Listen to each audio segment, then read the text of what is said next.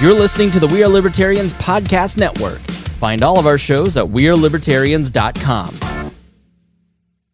Welcome to Now Hear This. I'm your host, Chris Spangle. Now Hear This is a conversation with leaders in Indianapolis that are working to improve the lives of Hoosiers.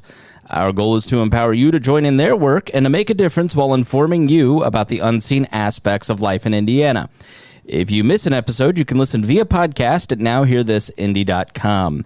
Today, we are revisiting our friends over at Goodwill. We're not talking to Kent Kramer, the CEO. We're talking, in that interview, we talked about the many schools that they run. And today we have the pleasure to kind of drill down on that and talk to one of the principals. Christina Lear is the principal at Indianapolis Metropolitan High School. Thank you so much for joining me. Can you tell me, and I always like to start out with the web address. It is indianapolismet.org. And so, Christina, can you tell us what is the Indianapolis Metropolitan High School and why is it different than your traditional high school? I would love to. Thanks so much for having us. So Indy Met is a free public high school. We serve teenagers with significant barriers to education.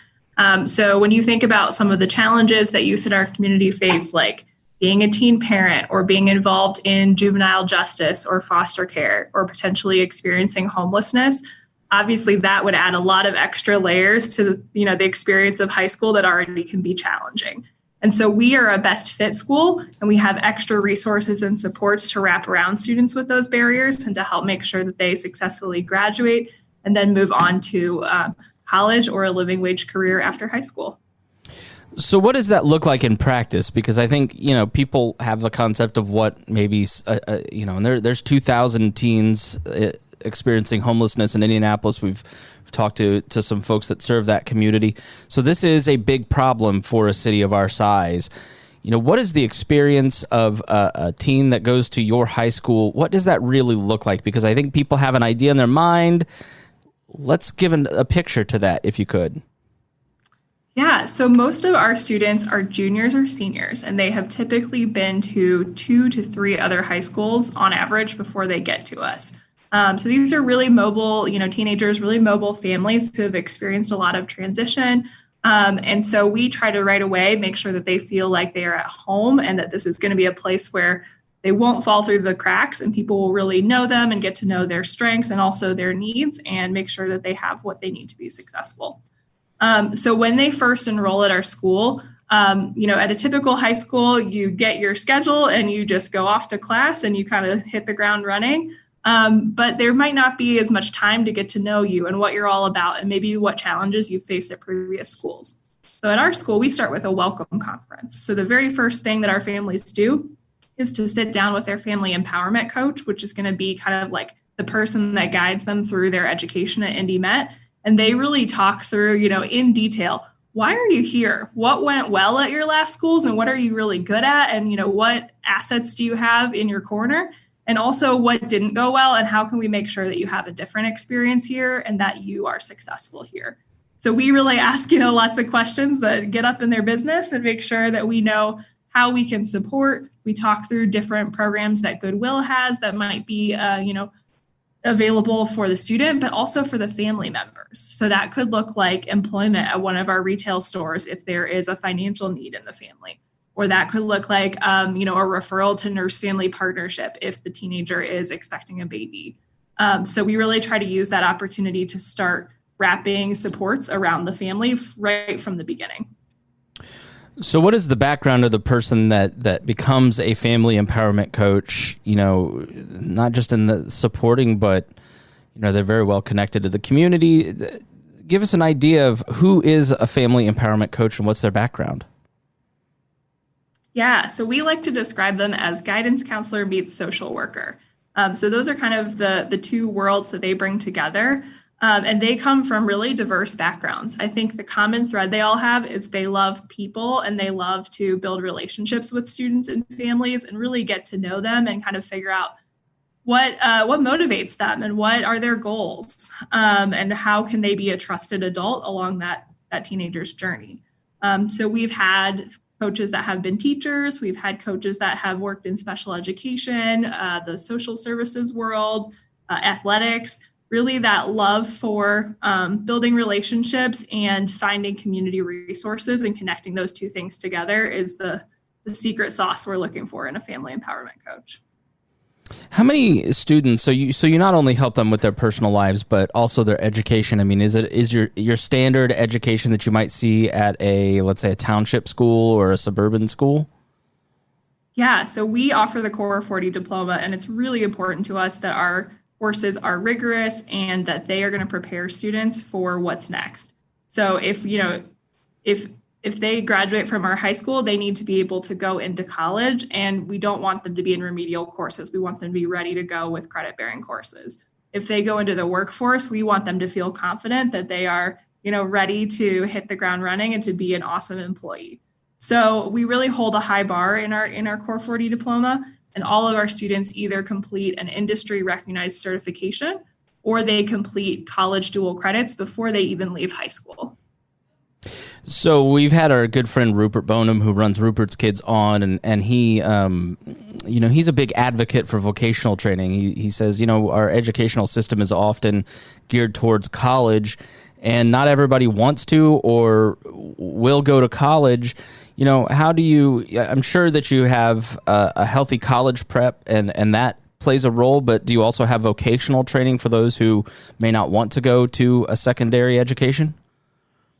Absolutely. Yeah, we believe that we want people to be able to pursue their own dreams after high school, and sometimes that requires college and sometimes it doesn't.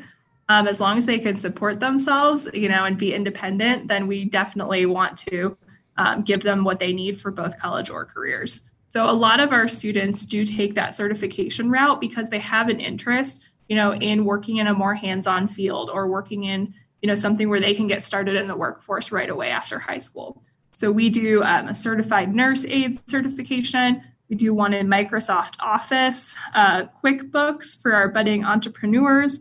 And then we also do a hospitality industry safe certification, and kind of others as the needs arise in the community. We try to look at where are the jobs at in central Indiana and where does that intersect with what teenagers are interested in studying and learning about.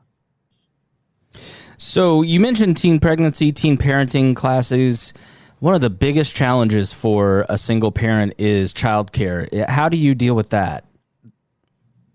Yeah, so we have a Young Learners Child Care Center built into our school building. So when our teen parents come to school, they bring their little ones with them. They drop them off in the child care center, and then the little ones are learning while their parents are in their high school classes.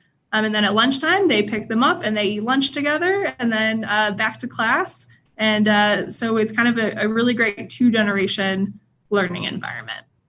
Well, that's cute. That must make the environment around there a lot of fun. So you serve about 300 students. Are you capped at 300? Do you have, what is the need like for a school like and again, we're talking to Christina Lear, principal at Indianapolis Metropolitan High School. Are there people that are trying to get in that can, or do you pretty much take anybody that fits your role? Yeah, so as a public school, we are first come, first serve. So right now we are full, but we always are wanting to, have new students on our radar who might have a need for a school like ours. So when a spot opens up, we are ready to enroll them. So we definitely hope that, if you are someone that could benefit from IndyMet listening to this, or if you know someone, reach out, go to our website, indianapolismet.org, and just apply. And then that will keep you on our interest list so that as we have openings available, we can accommodate you and help to serve you. Thinking about, it's kind of a heartbreaking situation, and excuse me for my ignorance here, but, the home plays such a fundamental role in education generally. For teens experiencing homelessness, how do you handle that? Where do you offer shelter? Or am I being a little too naive to think that it's just people sleeping on the streets? Or can you give us some information on that? Like how do you deal with a young person who's experiencing homelessness? Yeah, so homelessness can look really different. It's sometimes folks sleeping on the street, but not always. So certainly a lot of families that are homeless are doubled up or couch surfing. So they have a place to sleep tonight, but it might not be stable, and if there's some kind of, dispute, like a normal roommate dispute, then they might be kicked out and not have a place to go. So I think that's more commonly what we see. We don't have our own housing. Sometimes we joke, like, wouldn't it be great if we had a dorm for this high school? But we don't at this point. But what we do is we work very closely with partners in the community that run housing, and we make those referrals and really try to have a warm handoff, because when you are already, trying to find a place to sleep at night, it can be really challenging to navigate paperwork and, applications and all of that. So that's where our family empowerment coaches can step in and kind of help build those bridges between families in need and community organizations. That's great. The other challenge that I found in doing this show for those who are kind of going through some of the things that your students are going through is transportation. How to get from, we don't have a robust bus system, for instance, or subway. How are you getting your students to and from school?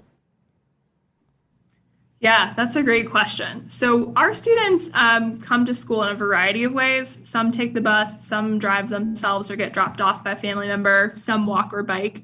The Indigo bus system is kind of what we rely on in terms of public transportation. So we definitely have tried to advocate, to your point, and say, like, hey, we do need to have a more robust bus system, because low-income families are relying on this as a lifeline for education and jobs and healthcare and food access and all of these things. So we are a proud participant and partner with Indigo, and hope to continue to see that system grow and expand. But we also try to get creative. So, for example, a few years ago, a number of high schools closed on the Far East Side, and there were not a lot of school options. And so it takes about 2 hours each way to get to our school from the Far East Side on the public bus system. So we have started driving out a shuttle bus there, and we pick up students on the Far East Side and drive them just to cut their commute time down, so they're able to attend the school without, being on the bus all morning and evening. And you're located over near IAPY, correct? Yep, exactly. We're at White River in Michigan. Okay. Again, their website is indianapolismet.org. We're talking to Christina Lear, principal at the Indianapolis Metropolitan High School, which is a part of the Goodwill of Central and Southern Indiana organization. I believe, and you may know this, I believe that he said there are 14 different schools, of which you are one? I think we're up to 15 Excel centers now. Oh, wow. Plus us. We are always growing our network of schools because the need is big. But IndyMet is currently the only school that serves traditionally aged students, aka teenagers. Our other schools serve adult learners. Okay, understood.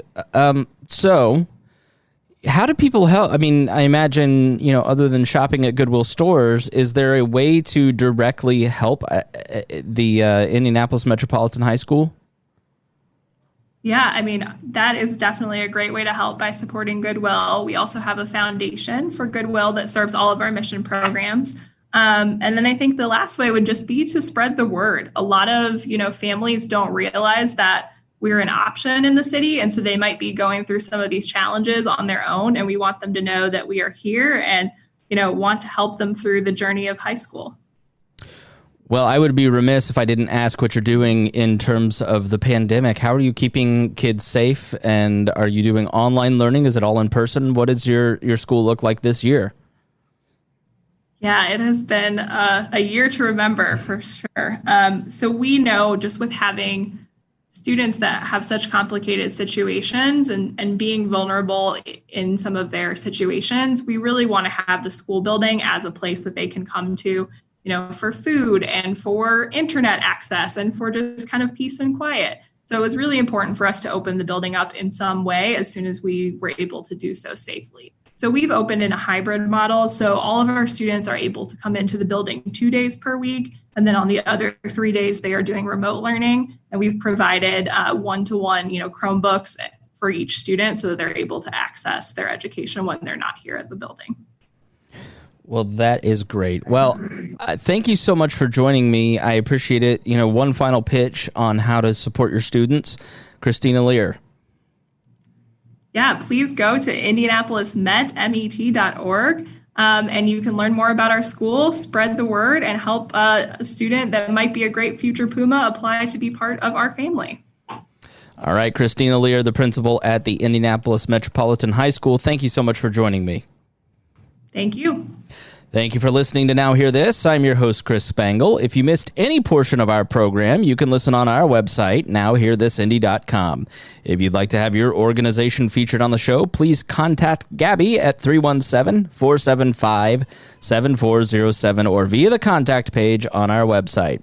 Thank you for listening, and we will be back again next weekend with Now Hear This. This is Chris Spangle, host of Liberty Explained and We Are Libertarians. And when you first become a libertarian, it's really confusing. There's all these new ideas that you've never heard presented by all these people that you don't know, and it can be so hard to grasp all that quickly. But we've got you covered. Go to libertyexplained.com. We're going to break down issues. You can search the tags and find out something quickly, watch a video, or listen to a podcast from some of the top experts in libertarianism. And we also have video playlists that we've collected and a list of the top podcasts. And we even have a podcast ourselves with Julia Geyer, Levy Rainey, and myself, where we answer your questions about libertarianism. So go check it out right now, libertyexplained.com.